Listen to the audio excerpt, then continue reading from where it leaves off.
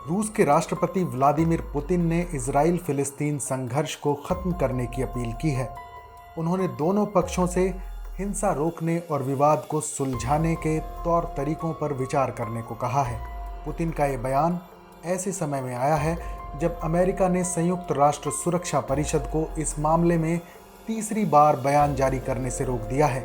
Vladimir Putin ने कहा, middle east में तेजी से बढ़ते तनाव के बारे में हम सभी जानते हैं और चिंतित मन से इस इलाके के घटनाक्रम पर नज़र बनाए हुए हैं। इसमें बच्चों समेत बड़ी संख्या में नागरिक हताहत हो रहे हैं। पुतिन ने कहा, हमारा मानना है कि दोनों पक्षों की हिंसा को रोकना और सुरक्षा परिषद के प्रस्ताव और अंतर्राष्ट्रीय कानून के आधार पर समाधान खोजना जरूरी है। पूर्वी यरूशलेम की अल अक्सा मस्जिद में झड़प से शुरू हुआ विवाद अब हिंसक वार पलटवार में तब्दील हो चुका है। हमास समेत फिलिस्तीन के बाकी चरमपंथी संगठन इजराइल पर रॉकेट दाग रहे हैं। इजराइल भी लगातार गाजा पट्टी के इलाकों पर हवाई हमले कर रहा है। इसमें भयंकर तबाही हो रही है, इमारतें ध्वस्त हो रही हैं तो जान माल का भी काफ़ी नुकसान हो रहा है। इजराइल के हमलों में फिलिस्तीन में अब तक 213 नागरिकों की मौत हो चुकी है, जिनमें 60 से ज़्यादा बच्चे शामिल हैं। दुनिया भर के शक्तिशाली देश इजरायली फौजों और फिलिस्तीनियों के बीच खूनी संघर्ष को रोकने और शांति बहाली की अपील कर रहे हैं। चीन ने संयुक्त राष्ट्र सुरक्षा परिषद की आपात बैठक में दोनों पक्षों में शांति स्थापित करने पर जोर दिया, लेकिन 15 सदस्यों वाली सुरक्षा परिषद में शामिल अमेरिका ने बयान जारी करने से अंतर्राष्ट्रीय संस्था संयुक्त राष्ट्र सुरक्षा परिषद को रोक दिया। अमेरिका की दलील है कि वो अपने स्तर पर इजराइल से मामले को सुलझाने की कोशिश कर रहा है।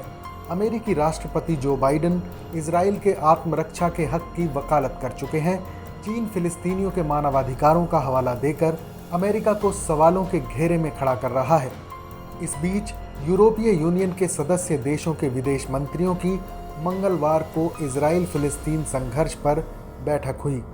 इसमें दोनों पक्षों के बीच टकराव को खत्म करने के लिए राजनयिक प्रयासों के जरिए 27 देशों के राजनीतिक प्रभाव का इस्तेमाल कैसे किया जाए, इस पर चर्चा हुई। यूरोपीय संघ दोनों पक्षों में सीज फायर और टकराव को खत्म करने के लिए राजनीतिक समाधान को लेकर एक मत है, लेकिन यूरोपीय देश इस बात पर अलग थलग नजर आए कि इजरायली सशस्त्र बलों और फिलिस्तीनियों के बीच खूनी संघर्ष को कैसे खत्म किया जाए। इस खबर पर अपनी राय जरूर बताएं। देश और दुनिया की तमाम बड़ी खबरों के लिए देखते रहें TV9 भारतवर्ष डिजिटल।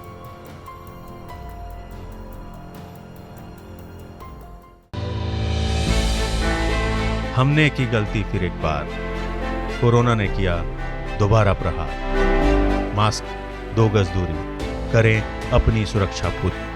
कोरोना टीका हम सबको लगाना है, मिलकर साथ समझदारी से कोरोना को हराना है।